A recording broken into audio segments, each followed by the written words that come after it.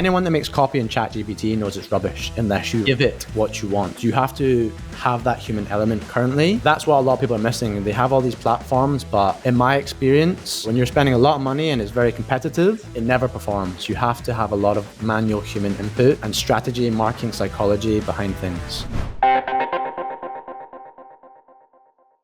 Hello and welcome to the Perpetual Traffic podcast. This is your host, Ralph Burns. This is the show where we share cutting-edge strategies to help marketing directors, CMOs, and titans of industry get more leads and customers so that they can achieve their vision. Speaking of titans in the industry of digital marketing, I've got myself here with Kasim. What's funny about that, Ralph, is the way you said that, it makes you sound like the Titan.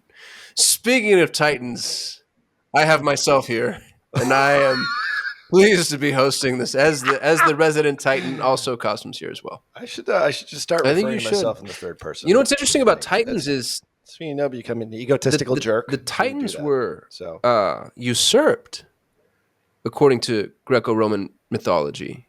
Oh my God! Here we go. Well, I don't know if it's a history lesson. I just think it's a paradoxical statement. Let me translate. Let me translate. Usurped actually is a 25-cent vocabulary because Kasim reads a lot of books. As you watch the YouTube channel over at perpetualtraffic.com/YouTube, you'll see he is a very erudite young fella. Some might say didactic. Well, yeah. So usurped, didactic, overly semantic, loquacious. Like we're throwing out all kinds of vocabulary words. So anyway, please explain the Titans about were, the Titans.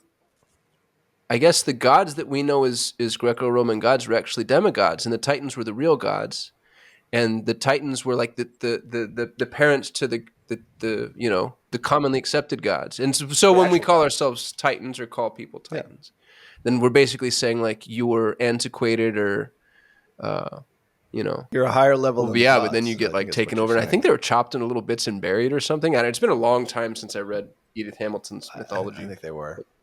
I think that's a book in the top left-hand shelf over there, Greek mythology. Maybe we could do a reading of one of these shows. I'm sure that's why people tune in. I'm not sure which. And you see, you said when we started, you're like, I don't know what we're going to banter about. And look at us here, Ralph.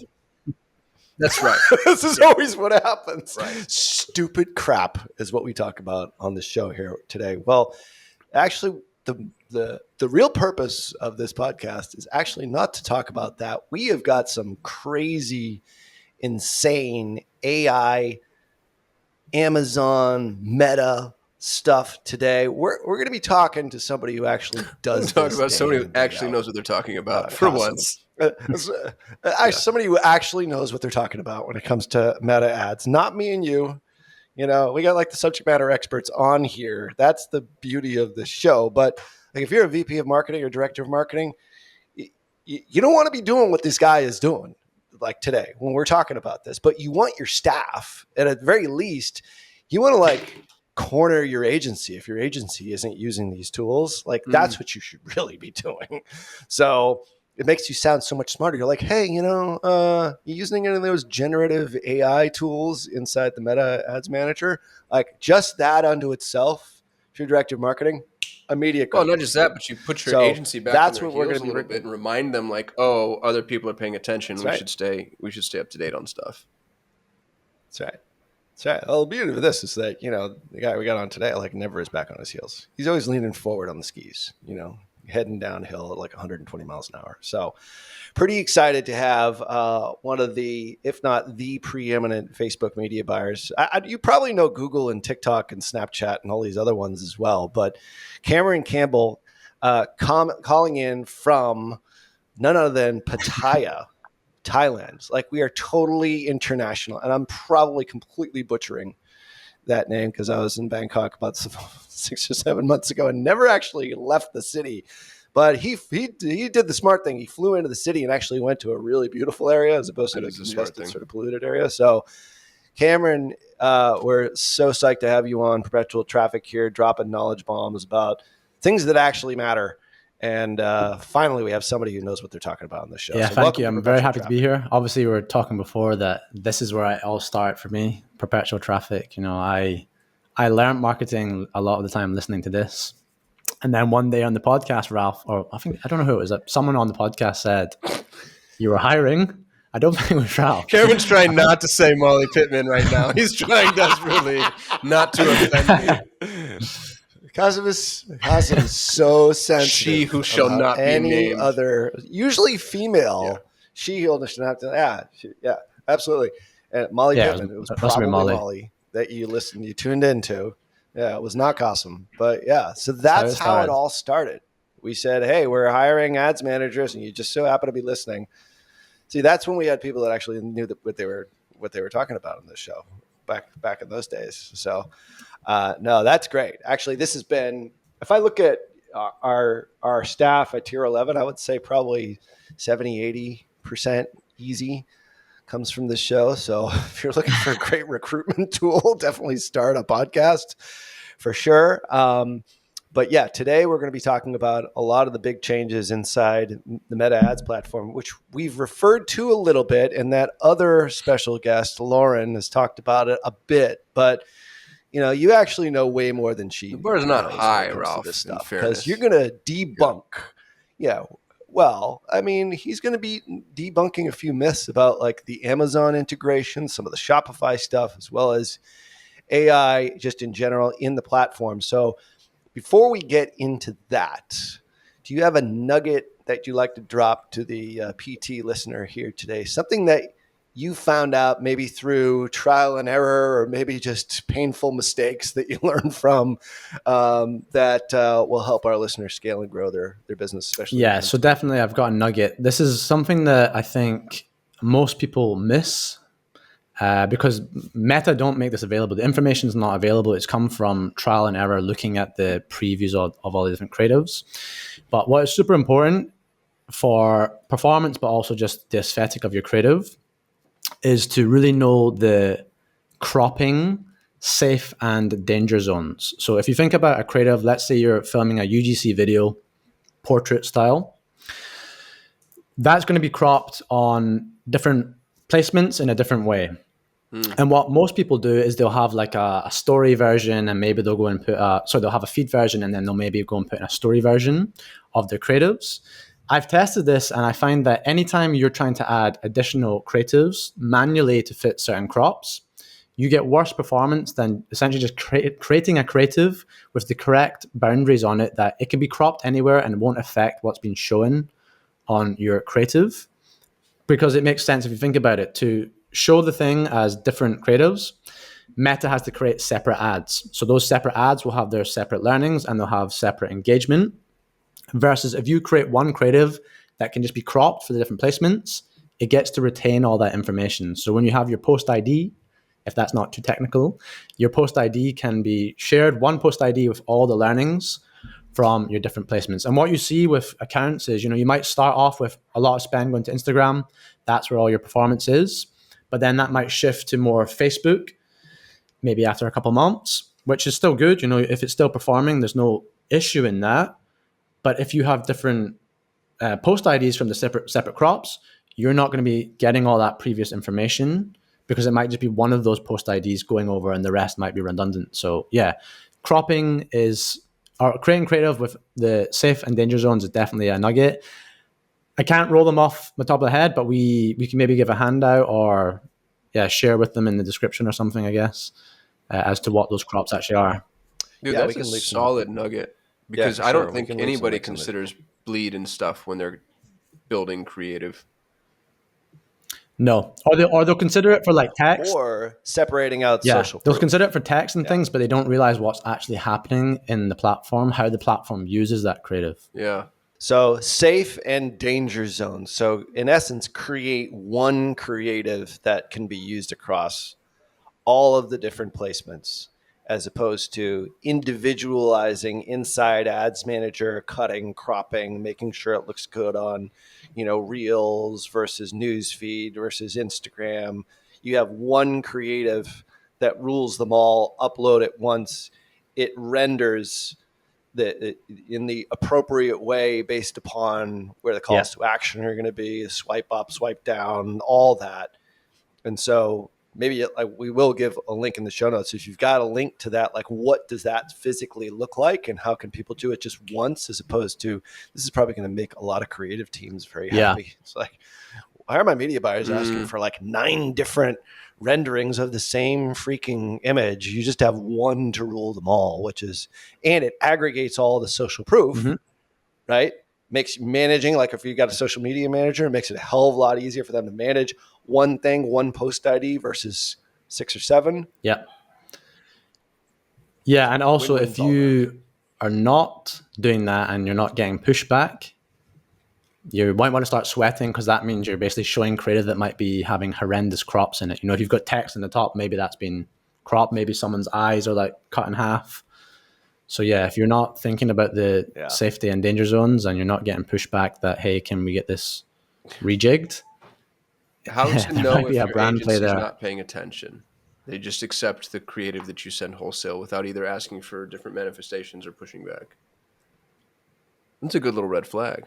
Well, if you're getting no response, or you're seeing like certain placements are actually resonating and others are just tanking, then this might be part of your issue. Is that safe to assume? It could be, yeah. Part of it could be that, yeah. But what will happen as well is you'll just stop getting exposure on those placements. I think Meta's smart enough that if you're giving a bad visual experience, they'll maybe take that off. Because we've had it before where you might have something that slips through the cracks, and you'll like realize and take it off, but you don't generally see stuff badly cropped on your feed, which makes me think that, hey, Meta are doing a bit of a security measure on, hey, let's get this removed. I mean, their AI knows what's happening with your creative. They know exactly every pixel in that creative, what is in it. So they know if they're cropping out the text or something or someone's eye. Yeah, that's a super, that's highly tactical, but like so important from a performance perspective. And this is something that, if people aren't doing it and they're maybe underperforming, this might be one of the reasons why. So certainly something to check. And we will leave links in the show notes to make sure that you are using the safe and staying away from the danger zones when you're using creative. And this probably, does this apply? Secondary question here as well is, does this apply for video as well as images?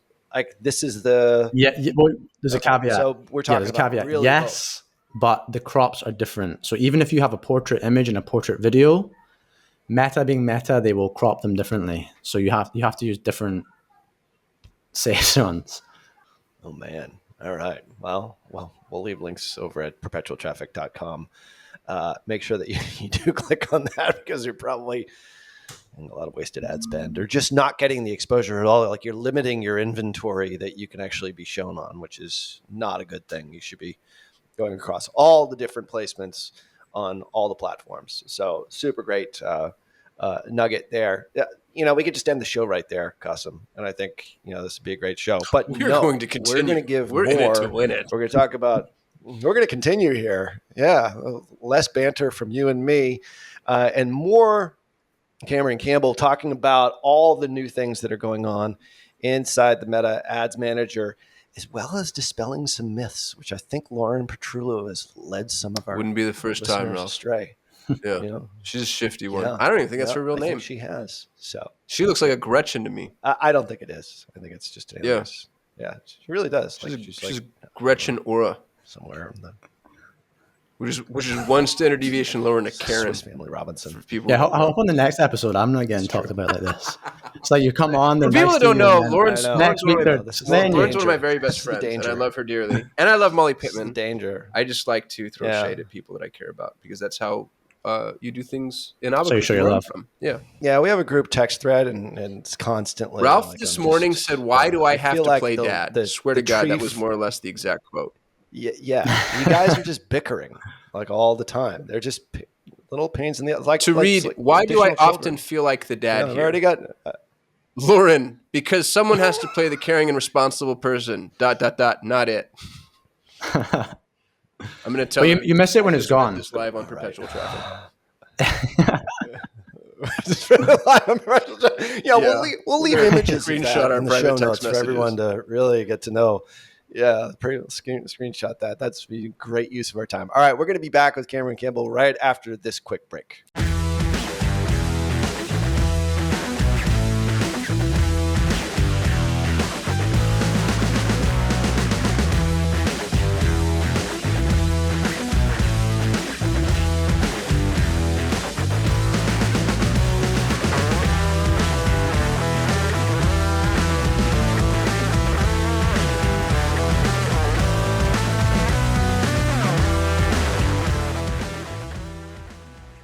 All right, we are back with Cameron Campbell, and we're going to get into all the cool stuff that's going on right now inside Meta Ads Manager. What do you want to talk about first? There's a lot of generative AI. Like, let's just go down the list here and maybe even do a screen share of how you're using it. We are going to blur these out if we choose to go that direction, but make sure that if you do want to check this out, this is news to you. We have talked about a lot of these things here on the show, but we haven't really shown you it in a live screen share. So make sure you do check out our YouTube channel over at perpetualtraffic.com/YouTube. And we're going to get into all this new stuff that's happening inside Ads Manager, which is pretty exciting. So generative AI, not something that Meta have really promoted too much, but really cool. So I don't know why. I think they're trying to focus on the Advantage Plus suite at the moment, but they're doing these other things, not mentioning it, and then maybe people don't know what it actually is. And certainly these features I'm going to show you, you could easily just pass over them and not realize that, hey, this is some really great stuff that Meta are producing. You have to remember Meta have so much money. So their AI development section is going to be very advanced. And people always forget that, but the stuff they're bringing to the table is probably going to be far superior than some of the widely used AI tools that we know, ChatGPT, Motion, Midjourney, these kind of things. Okay, so the first thing, if I can share while you're pulling your screen up, Cameron, I want to just meditate on what you just said, because I think it's really important for our listeners to integrate that paradigm into how it is that they're going to. What am I trying to say? Looking forward, be really careful about using outside AI utilities within closed ecosystems if an AI utility is available inside of that ecosystem, right? Like that should be your paradigm. If the ecosystem has the tool, even if the outside tool is good or good enough, start using the internal tool because it integrates along other levels that the exterior tool will never integrate with. So the rule engine is, if AI becomes available within the ecosystem, use that AI, even if you have processes built on external AI, which also means you have to keep a very close eye on what these internal ecosystems like Google and Meta are producing. 100%. Yeah, we've seen throughout history that if Meta introduce a new feature, it just seems to get better performance against other stuff. And even if you prioritize their own features, right? Google did the same thing. Yeah. I remember one account we used like a third-party tool for editing the background of your catalog. Really cool. That you could pull in elements from your Shopify page, the review widget, and that would be automatic or dynamically updated to give the actual reviews, your price, all these things. It was always outperformed by the plain old standard white background Meta DPA. And why is that? It's definitely because they're making it work better because it's their feature. In Performance Max, you could do dynamic ad generation, and they were always garbage ads. You wouldn't believe it. Looked like old PowerPoint presentations with music against them. They destroyed anything that we created or our clients created. And I think Google was just prioritizing their own media because they knew how to use it and they could adjust it. And so that makes a whole lot of sense. And I think this is important because we get real obsessive with the tools that we use. I love ChatGPT dearly. But if Meta or Google introduces a text generator in-app, you have to get used to using the in-app tool. That's the only point. That's a good soapbox for us to just continue to beat. Sorry, I interrupted you. If you're not watching this is about to be really video heavy. Cameron's sharing his screen. So go to perpetualtraffic.com/YouTube to check out the video, because he's going to do a dynamic walkthrough of how all this stuff works. Cameron, the floor is yours. And I'd add one thing to that too, is like every time Meta introduces some new tool, it's usually not that great, but they figure it out over time. So if you're like the tools that we're going to be showing you here on today's show, we do this 6 months from now, I'll guarantee you this all looks different, and it's probably gotten better in some way. I think that is a universal truth in anything with relation to Meta. And I always go back to the concept of like, remember when Instagram first got ads and everyone was like, oh yeah, I've tried Instagram ads and they don't work. Well, you know what? I think it's probably like 50% of our traffic at tier 11 like goes through Instagram. The point is that the tool is they have so much data. We always talk about like, oh, Google has more data than Facebook, but Facebook still has Maybe like the second a most ton data. of data. Exactly. And that maybe the second most data. I mean, It would probably have to be Amazon because of AWS. true. Uh, I don't yeah, know. I won't play that game, but they're hard to definitely, say. let's say, top 5 no matter what. The point is like if you're not adopting these tools now, you're going to be so behind the curve when they really get super, super great. So definitely tune into the YouTube channel here to see what's going on. So, Cameron, this is your show. Okay, let's go. So the first thing is going to be the generative copy. And I'm in an Advantage Plus campaign here, but this is available in any campaign type. But it might not be available to everyone. So this is an account in the US, quite high spending. Certainly other countries won't have this. I know if I'm in certain locations and I look at just the documentation on it, it's not available. So if the documentation is not available, the feature is probably not available. So yeah, not everyone will have it, but if you do have it, start playing around with it. And what this is going to do is essentially use the copy you provide in your ad as seed copy, and then the AI is going to give you generations of that copy that are Meta using their AI pulling into their data. So we had a couple of interesting things we saw. They were using more hashtags and things, which is not something we would typically use on paid ad copy. And I've not extensively tested it, but it's another thing that's like, hey, if they've got all the data from all the different advertisers and everyone's behavior organically and paid, is there something in using hashtags that we maybe want to explore? So I don't know, but it's like, these are the kind of insights you can get from using AI because they have the data that, we as humans are never going to pick up on. Yep. So what you would essentially do is just come into the text section. I'm going to paste some text that I already have. And nothing happens at first, but once I go to add another text option, it's going to give me some suggested text variations. So you don't need to even use this text. You could just copy this and go and add it somewhere else. Okay. If you just want to use one copy variant, you could take these suggestions, put them in another document. You could have some manual input into them if you want. But this is being generated from this copy here. And if I delete features, it's going to automatically remove that. So you can see here we're saying lifetime warranty, for example. Okay, so lifetime warranty. You can see here the copy's offering lifetime warranty just down here.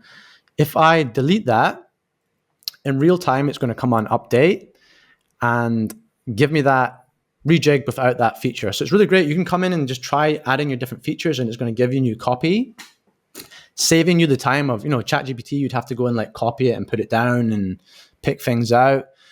This is just going to give you all the different examples. And then you can go in to do other things. You can refresh it. You can add it into the roster. So now you've got 2 copy variants. It's got more data to pull from. And these are going to update again further and take that in. So like what I like to do is when I have something that is working, I will move it to like a new ad set as the post ID. So it's retaining all the original inputs for that creative, the best version of what that creative was. You therefore have proven copy. And at that point, it's going to give you suggestions. So I will take those suggestions, put them into a sheet, and then use them in new creatives to see if they do anything essentially, because it's coming from a proven copy. Yeah. This copy just here, putting it in at the start. Yes, you can get some different variations if you want to add multiple copy, but there's no there's no credibility behind that copy. It's something new, something that's already been proven. It's obviously a very good thing to be using as your seed copy because it has data behind it. Okay, so yeah, that is the generative creative part, copy part. At the moment, it only appears in the actual ad level of your campaigns. But I think from what Meta have been showing on presentations, at some point they might have like a section in their platform where you can basically go in and just create creative and copy using AI. So at the moment, it just happens in the actual campaigns, but eventually I think there'll be a separate place where, someone else could do this, not the media buyer. It could be like your creative team or something. So that is that one. The next one I think is even more exciting. Well, let's just pause there for a second. So we'll pause. Yeah, so if you're not watching on YouTube, let's just sort of explain here what just happened. Literally, he put in copy that in this particular case. Bullet points, basically. Yeah, it's bullet point copy. It's your best performer. This is a company that makes very highly secure cases. We can't say who it is, but the point is like this is your best performing copy. And literally, as Yeah. soon as you put it in, it immediately generated what, 3 variations or 5 variations? I didn't quite see which one. Five variations each time, but you can refresh that infinitely. Got it. So when you put that in, that worked. Literally, it happened in a second. And it's all really good copy. Like some of these are ones, and I noticed like there are a few of them that actually do have hashtags in them. They are using emojis. Like it's pulling the fact that you've got tons of emojis in your control copy. It's using that as well. Like this is just What's funny about it is the emojis that it connects with the text actually make sense because Nice. you've offered emojis independent of, like, to describe this, each bullet point has its own emoji. But then one of the suggested variations has 2 emojis combined. But if I look at the sentence it combined those 2 emojis with, they're applicable. Right. Which that's such a layer of understanding that just boggles my mind. It blows me away it's able to produce something like that.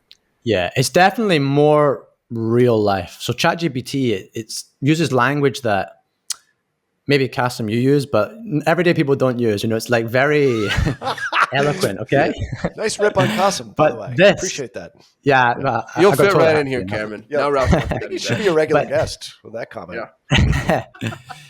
But this copy, it's this looks like normal copy, and like you say, the point about the emojis is great because again, ChatGPT uses emojis that none of us use, but these are ones you do use.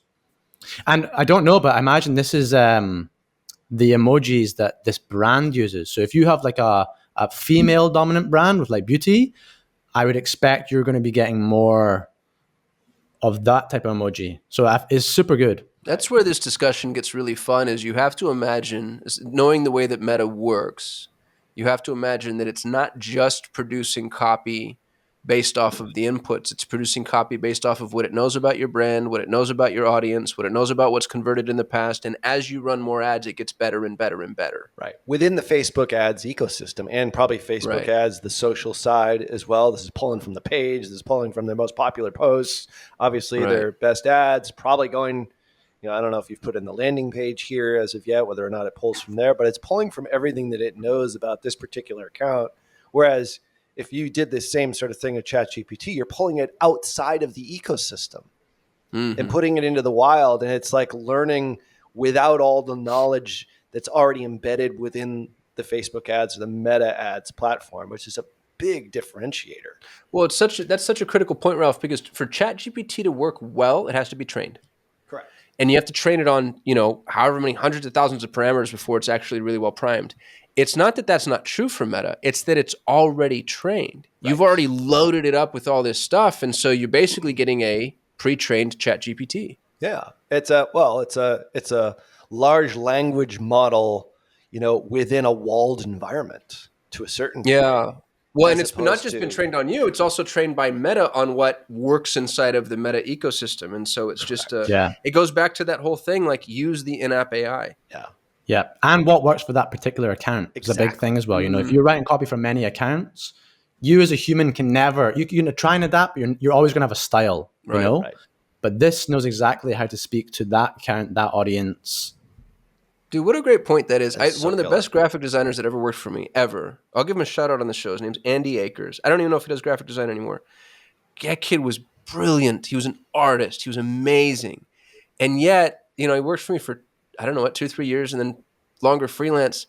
I could spot an Andy Akers design. Even when he stopped working for me and he'd go do something else, I'd see a logo out in the wild and be like, oh, Andy did that. And that's not that that's bad. It's kind of cool that he had his own little twist. But if you have one graphic designer and 30 clients, all your client stuff kind of starts to look the same. Yeah. And this helps you from that.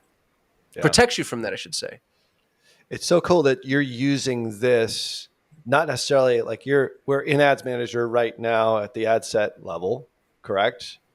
Yeah. If I'm not mistaken. Yeah. This is the ad level. Sorry. But you're actually using this as a tool where you can say, all right, I've got this great performing ad copy in another campaign. I'm using this, and then I'm going to pull this out and then create like maybe my own campaigns, my own ad sets, everything. You're using the tool not necessarily to be used in that actual ad set, but it could be used in other ones based upon what you already know about which copy works best and which messaging works best. Because the one thing it doesn't know is it doesn't know what we're trying to test for. So it's just generating me a copy, but it doesn't know, hey, Cameron's trying to see if this particular hook works or this angle works. So that's why I want to take it out and use it as inspiration, because we're trying to get strategic with stuff so we can figure out, what works. Maybe at some point it adds that, we talk to Meta, advertisers share the feedback and they develop their tools. So maybe at some point that is, people are going to go, hey, we'd like this feature. And, you add it, you give it more parameters, you give it more information, you can adapt what it's doing. But for now, that's why I take it out, is to get that strategy in my actual, what I'm trying to do with the messaging. Can I ask you a soft challenge to that, Cameron? I'm just curious, because I know nothing about running ads inside of Meta. I don't do it. But the way that I understand Advantage Plus campaigns specifically is they're goal-oriented. And so you do tell Meta, hey, I want a download, a call, a purchase, a visit, or whatever. And so while it doesn't know what you're testing for within the confines of this specific endeavor, so like, what hook, like you said, or what offer, what price, it still knows the desired end result, and I have to imagine is optimizing against that end result, right? Yeah. Or am I stretching it and it just doesn't do that and it's giving you a bunch of different options and the two operate independent of each other? So it still knows the end result, but if you've got different audience segments, so we like to talk to avatars, okay? You might hone in on one specific avatar, but if you've exhausted that avatar, even though your copy, your objective of getting sales, if it's e-commerce, is always going to speak to that audience, your CPA is going to rise because you're just naturally exhausting them. They're going to be less efficient. Dude, If you then want to talk to someone completely different, if you want to talk to someone completely different, you have to speak a different way. In fact, you have to even show the creators a different way. So like if I'm speaking to an older audience about gifting something to their grandchild, I want to be using older people in the imagery. I want to be talking more in their language, versus if I was trying to target the grandchild, I'm using younger people. I'm using like cool people, not saying that grandparents aren't cool, but like I'm trying to like tap into that and speak to them how they want to be spoken to. So one thing we'll do with ChatGPT to try and do this as well is you'll take reviews from a brand and you can create a prompt to say, hey, analyze these reviews, because the reviews are the actual language of your audience. So if you're speaking their language in the copy because you've analyzed the reviews, then it's really going to resonate more with them. So like if I'm from Scotland, I know how people in the US speak, but I don't really know how you properly speak. Every day I might say things that I think are worldwide, but they're not. But if I just use AI on the comments, that's how people are speaking. So it's going to take away that human mistake element and just get things right because it's people's actual words. Dude, this is interesting because this shows you where the human intervention is necessary. AI is brilliant; it can create copy, but it now zooming out, the strategy of saying like, okay, I'm exhausting this avatar, the cost of this traffic is going up because there's only so many old people in this specific geography. I need to, pivot. That right now anyway is something that AI is not capable of, which I think is kind of helpful to understand, especially if you're a CMO or director of marketing.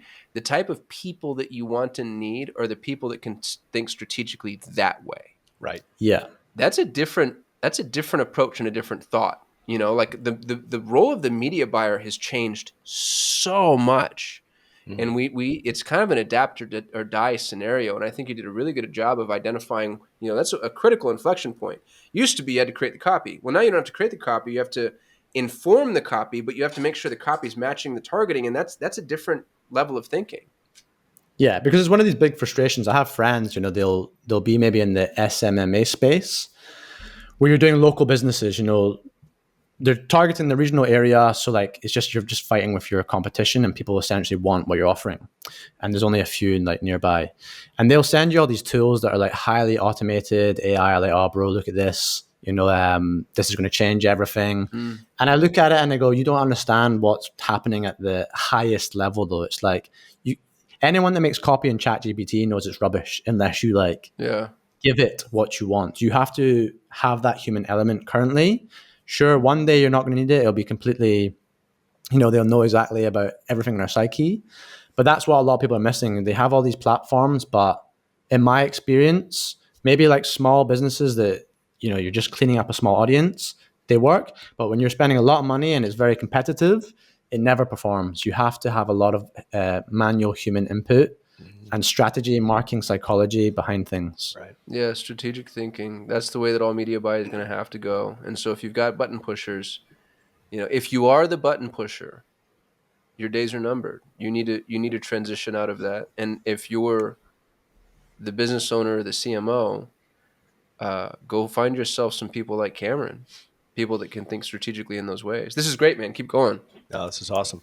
Well, one question for you here. So this is, I know we're talking just, we've got a lot of stuff to show here on today's show, but for a different avatar, like this is a indestructible case made in Texas. It's like a male avatar. This speaks to me. This is male, but the different avatars that you have for this, could you use this tool, like take a review from, a completely different, like the female avatar. Maybe there isn't one for this one. I don't know this account quite as much as you do.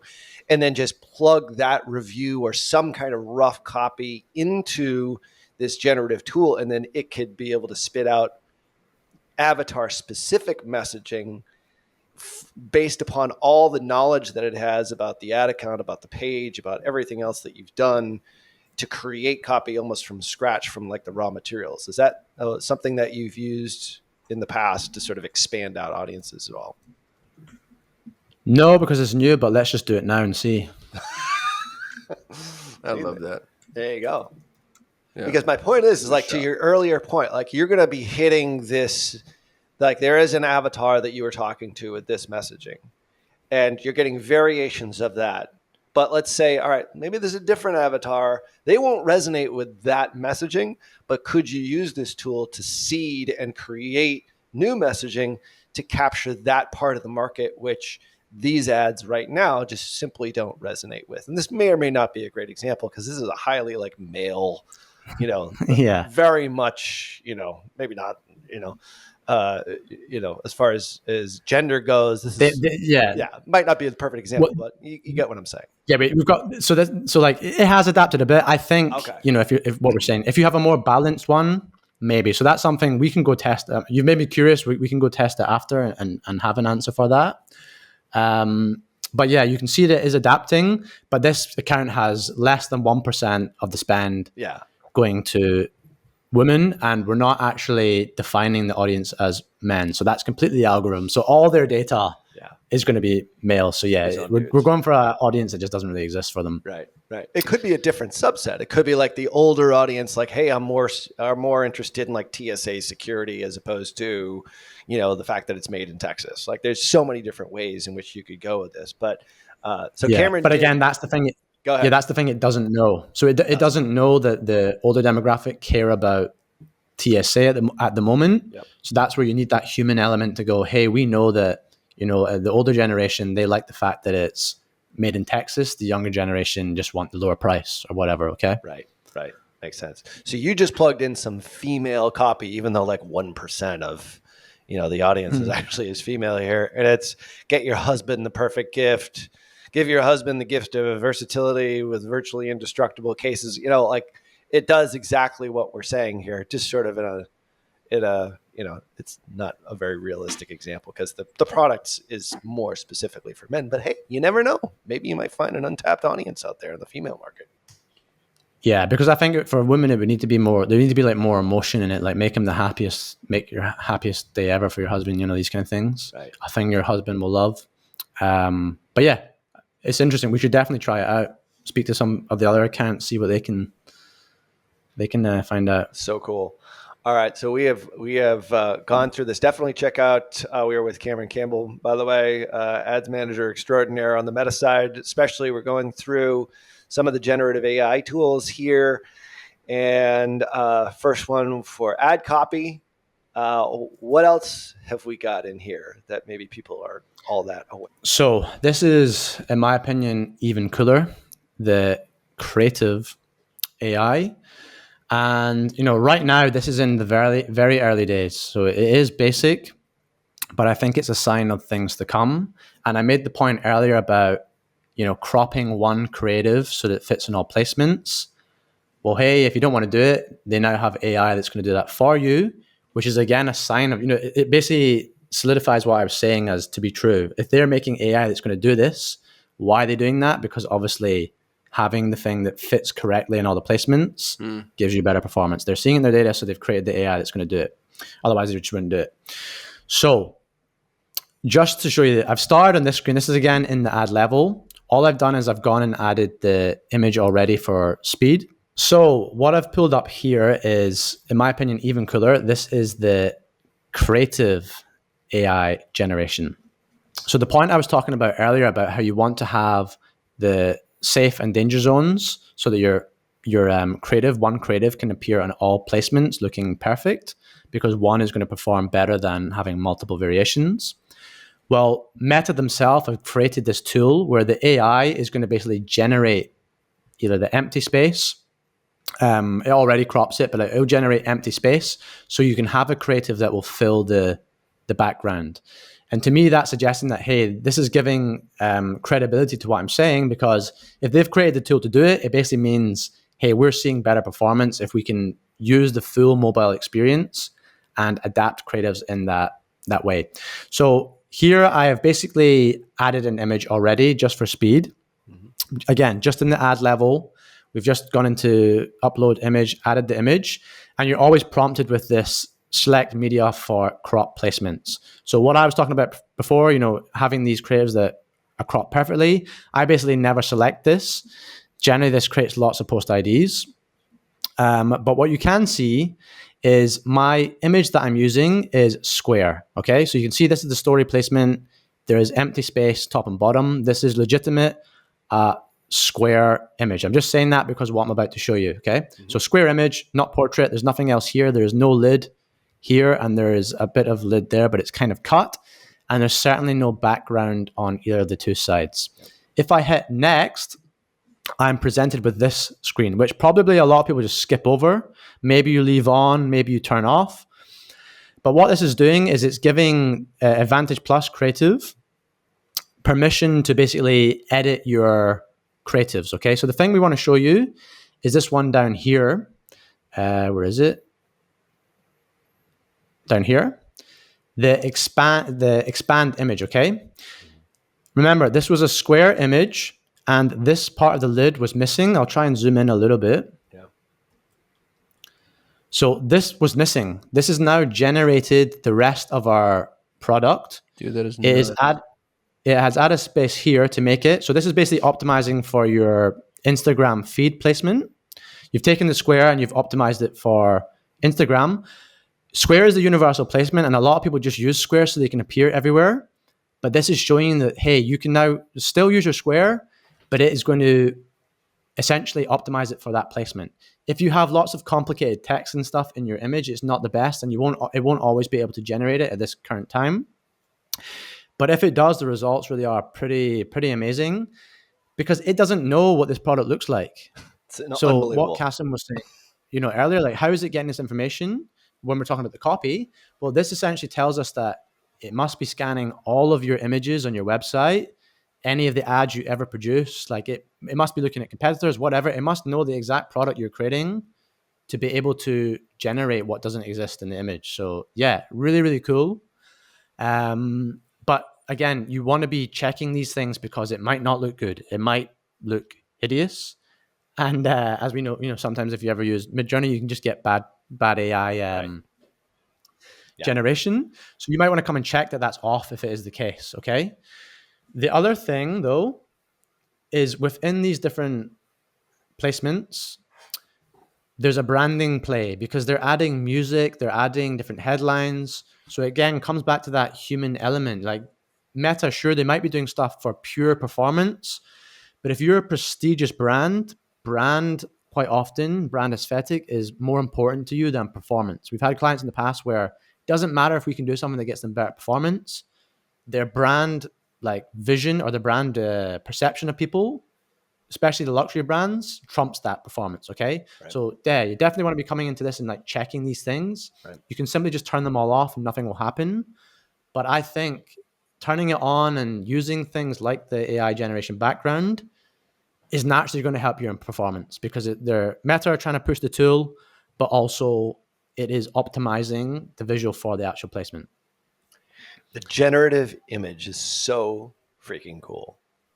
Like that's just all right. So just to reiterate, and once again, you should get over to the YouTube channel to see this if you haven't seen it or if you haven't used these tools as of yet. But it basically, this tool added on the top of the box in this particular case, or the case, Which is an intricate case. It's it's an not like intricate a case. suitcase. Yeah. It's not like a black leather easy. Like there is intricate Right. parts here. Like there is AI at work, and it generated the image so that it fits now perfectly in the Instagram feed. Is that particular one? And then there's other options where you can add a headline to make it, fit the image as well, which we didn't really go to that one. But then there's sort of the moving sort of GIF almost video that's done as well. Like there's so many different options here. You got to sort of see this to believe it. But and just Dude, think it's like mind blowing. this is It's like one of the actually first scary. iterations of this happening on Meta, and it's really super good. Yeah. You know what? So Cameron already made this point, but you, especially if you're selling products, you'd have to be so careful to make sure that the AI generated image is representative of the actual product. Yeah. Like, to think of a stupid example, my Fitbit watch, not Fit, my iPhone watch band has a Velcro end. But if, let's say, I had a cutoff image where the band, you didn't see the ends, AI would be forgiven for doing a clasp. And now somebody goes to, they think they're getting a clasp and they actually get a Velcro. That's the type of thing that seems small, but, now all of a sudden your chargebacks and returns has an uptick. So just make sure not to rely too heavily on AI.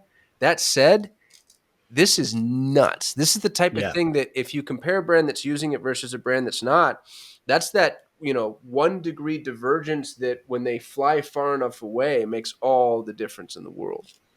Yeah, you're bang on actually, Kasim, that you can tell the experience you've got because they actually have a disclaimer on the ad saying, Meta are not liable for essentially that. If it shows your product in a way that it's not the actual product, then they're not liable for any Dude, damages. stuff like that's so important. I bought a collection of pens. I really like clicky pens. And I bought pens, and the image in the product image was a clicky pen, but the pen that I bought ended up not being a clicky pen. It was a twisty pen. I hate twisty pens. And I returned the damn thing, and I was mad, and they got a bad review because I'm like, what? You lied to me. And then somebody might say, what's the difference between a clicky pen and a twisty pen? And in my response is, it's none of your damn business. I like clicky pens. He likes clicky and those little things are important to consumers. and important to you, apparently. Important to me. Yeah, everybody has their quirks, Ralph. You have quirks. Yeah, and important to your ad Too many performance to count. because they're going to get asked how their experience was. Right. Down the line, a section of people will be asked, and if they say, the product wasn't what I ordered, Meta are going to take that feedback, but then again, it might have been their fault. Right. Doesn't matter. That's why Doesn't they matter. have the disclaimer. Yeah, that's the best part about Meta and Google. Nothing's ever their fault. It doesn't matter. What are you going to use? The other Facebook? Yeah. You're going to go somewhere else? What are we going to do here? Going to use the Facebook, 2.0. Well, actually, Yeah, you're going to go back to Yeah. MySpace? Yeah, go back Advertise to MySpace. there. Yeah, go to Friendster. This is totally cool. So when you optimize for this, or next step in this, obviously the expanding image part is just outstanding. Like what would be the next step here? And would you just accept once it's consistent with the brand, consistent with the promise of the product that's being delivered, which is important? Would you simply what do you typically do when you do these sorts of things? Is it a 90% hit rate for them being on brand and being, non mid journey, but actually looking good? What's the accuracy of this particular function in your experience? So most of the time it will produce the creative like this, if I would say even this one's not that great because the clip looks a bit off in the very corner, but generally it's better, to be honest. But quite often it won't actually be able to generate the actual image. So sometimes some creators are just too complicated. And a lot of the time I'll find that I just can't use it because it's too complicated. So that's really the issue at the moment. But again, this is just launched. It's early days. Right. It's going to get better. And for sure, especially Meta being a creative heavy platform and them making the Advantage Plus suite, trying to push you to Advantage Plus shopping campaigns where you're not doing the targeting and things. Right.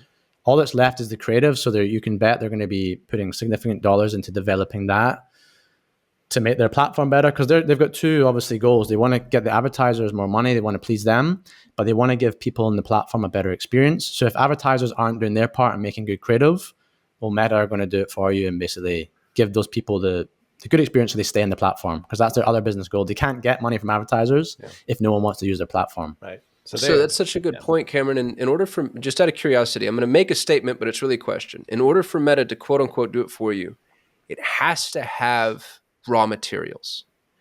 So you have to be, the more product imagery, the more media, the more content that you provide, the better it's going to be at creating ads on your behalf. Is that correct? Or are they going to go far afield and like literally conjure this shit up from vapor? At the moment, I have no idea. It would be speculation, but the fact that it can recreate stuff that doesn't exist on these products, surely it must be pulling in from just data like of your products. the mothership repository of content. And even if you don't have your own raw materials, Meta's going to start. What scares me about that is I feel like we're going to have a zero-sum event horizon where everybody who sells, this widget, the clicky pens or blue light blocking glasses, ends up with more or less the same type of creative, because the AI figures out this is what sells blue light blocking glasses. So all 10 companies selling blue blockers are basically using the same creative. And I imagine there's probably going to be an answer to that, maybe built into the algorithm. Maybe it's already there, but it does feel like a risk. Yeah. But then it also comes down to that it's not, people need to stop thinking about, just your marketing team and the platform have to do everything. You have to, these days, even more than ever, you have to run a good business. You have to have good customer support. You have to have a good product. You have to be giving a good offer. So maybe it's the deal you're getting, the packaging, what other products are you providing so they can just continually shop from your brand, your shipping. You have to look at it holistically, because like you're saying, if everyone's working from the same stuff, you're going to lose. You have to have the best business. You're exactly right, dude. Yeah. You're exactly right. There's no margin for error anymore. One pissed off customer can cost you 100 others. Yeah, 100%. This is so cool. I hate how impressed I am with Meta.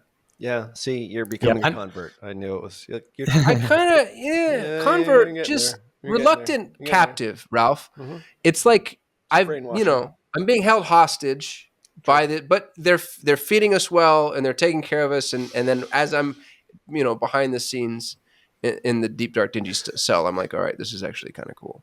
Yeah. But no doubt it probably come to P Max as well at some point. Yeah. Well, Google's been doing ad generation for some time. I've never seen anything quite like this inside of the Google Ads ecosystem, but I've seen it inside of some of Google's, AI generative tools. So I have to imagine they're going to bring it over. Google does the same thing Meta does. They quietly release features without telling anybody, let you find it, test it, break it, and then they improve upon it. We're their beta team. Which is frustrating. And at present, this is only inside the actual ad level, but I think their vision, and they've done presentations on it, is to have a sort of creator studio where you'd essentially have like a mid journey of creating creative from AI in Meta, and then you could take that and use it. Like make evolutions of your initial creative. Like, I want to upscale that. I think that's what their ultimate vision is from what they've been showcasing. But this is so useful, like for somebody like yourself. Like this is just, you don't want to have to go out and then bring it back. Like you can certainly do ideation. I wouldn't even say out of platform because it's still within the Facebook ads platform or within the Meta ads platform. But like right here inside, like the ad level, like this is killer. And you're eliminating a lot of back and forth with the creative team, a lot of Jira back and forth inside Tier 11 just by doing it all on your own. So this is absolutely killer. So that is generative image. Anything else to show on that here? And if you're there is one more. I don't have an example of it, but I can show you their documentation. It's not available to me yet, and like I said, these things are being rolled out. But that is your Advantage Plus catalog ads, so your product ads, DPAs. With the white background, they now have an AI that can change the background based on a prompt. So previously, all you could do was have the white background, or you could only have the background of your product feed. Now they're going to be able to change that background for you with whatever prompt you want to use. So I'll see if I can pull it up. I think this is the one that I saw at the last Meta conference. I'm like, oh, that's really cool. I didn't actually see like what you're showing here. I have not ever seen, but it was, yeah, I want to expand like my background, but I'm not touching the product itself, still using the product. Let's say use a blue green background as opposed to a white background, like with shadowing and all that. So the final thing that I don't actually have access to show you, but here is Meta's documentation, is adding backgrounds to your product feed creatives. So if you've got a catalog and you're feeding that in to create DPA ads, which are dynamically showing people products from your feed based on their behavior on your site and other people's sites of rather than brands, you could only previously just have like a white background or the background of whatever your product listing images were. Now you can come in, if you have it, and give it prompts to ask what background you'd like to change it to based on AI. So here they're just giving you some examples, New York City street blurred, sunset city lights, New York City, summer mountain blurred, abstract, snowy mountain. Okay. So again, it's rudimental, early days, but I think this is something that is going to help you really stand out and differentiate yourselves without a third-party tool in the future by, hey, let's make our product feeds more interesting. Because another thing they're saying is, they want to push more people using their product feed because it's dynamic ads. It's using user behavior, less of you doing the targeting, less of you trying to control things.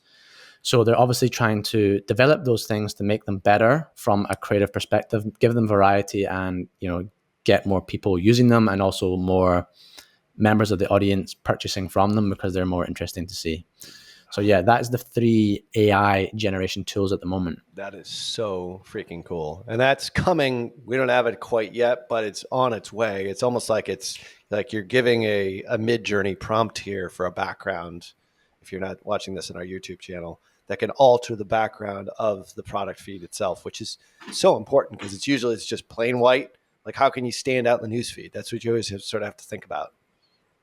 Exactly. So I don't have it, but some people listening might have it at the moment in their accounts. But again, Meta have not announced any of these. They just pop up. Yeah. So yeah, the platform's changing a lot right now. Just keep your eye out for things and go and explore them when you see them.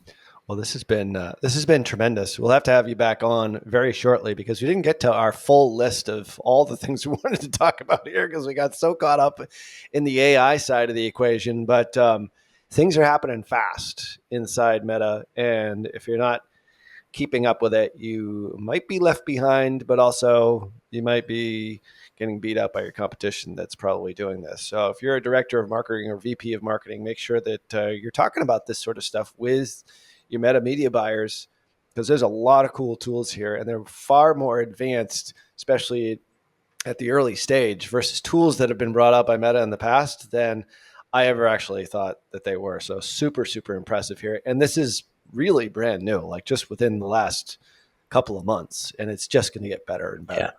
So awesome. Thank you so much for coming on here, staying up late from Thailand.